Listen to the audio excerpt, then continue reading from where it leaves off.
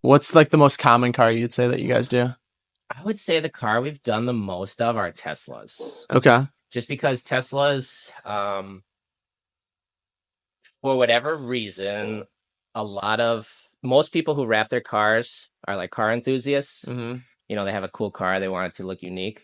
Otherwise, people who buy Teslas, they know they're buying something a little bit different, and it only comes with so many options, and you can't add an exhaust on it. Right. You can only do so much, so changing the color of it is like a super easy way to just have it personalized. Huh. So we do a lot of Teslas here for sure. I would have never thought about that. Yeah, because I got the front of mine done and the front of my mom's done just like that little bit, just to Yep, be different. yep, yep. Because I see so many Model X's and they're just all white, and it's like mine's a little bit different with just Yeah, like a little bit of teal. yeah, exactly, It just exactly. makes it look cool and stands out. Yeah, And you recently did a Cybertruck we were chatting about before the podcast started. yep, yep. Talk about that a little bit.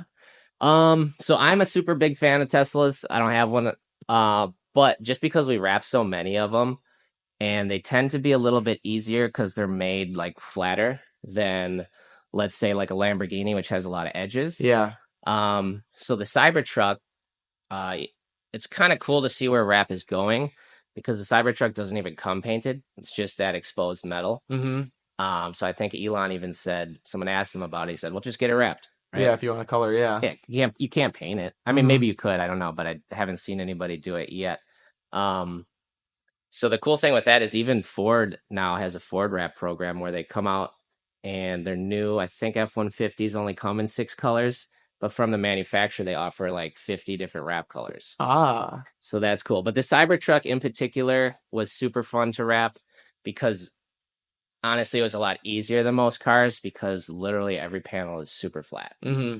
So if you're looking at like how difficult something is to wrap, the flatter it is, the easier it is. Okay. And the Less edges and turns and the stuff. Cybertruck is literally flat everywhere. Yeah. What's the most hard car to wrap then, would you say?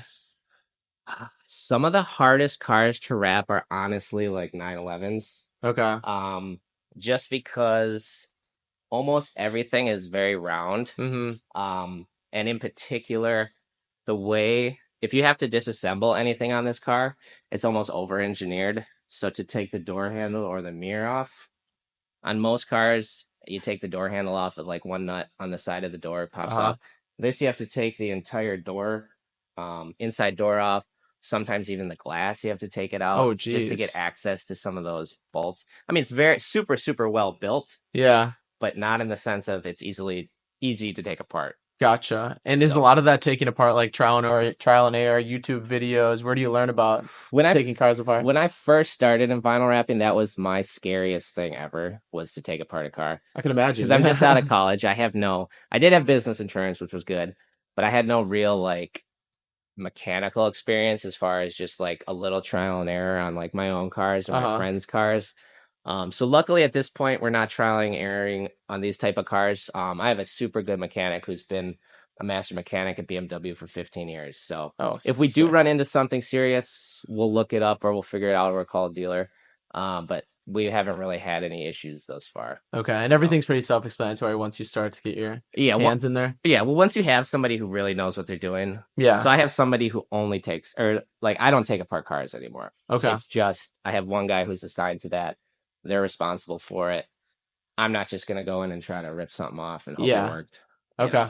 So, Gotcha. yeah. And as far as the badges and stuff go, do you have to order all new badges or do you take them off and then put the same ones back on? Depends on the car, but 90% of the time we'll order new ones. Okay. I get the Porsche's right here. The hood emblem, 2 screws pops off. You can put it back on. Oh, really? But the back where it says the actual Porsche letters, buy new ones. That's stuck on? Yeah. Okay. Almost all emblems are just adhesive on the back. Gotcha. And do Yeah. you just get that straight from Porsche?